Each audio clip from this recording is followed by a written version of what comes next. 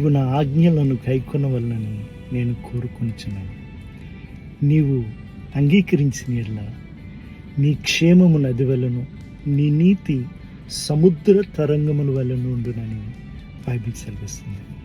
యెషయా గ్రంథము 48వ అధ్యాయము 18వ వచనములో ఈ మాట రాయబడి ఉన్నది. మన క్షేమం అన్న దగ్గర కొన్ని ట్రాన్స్లేషన్స్లో పీస్ లైక్ ఎ రివర్ అంటారు.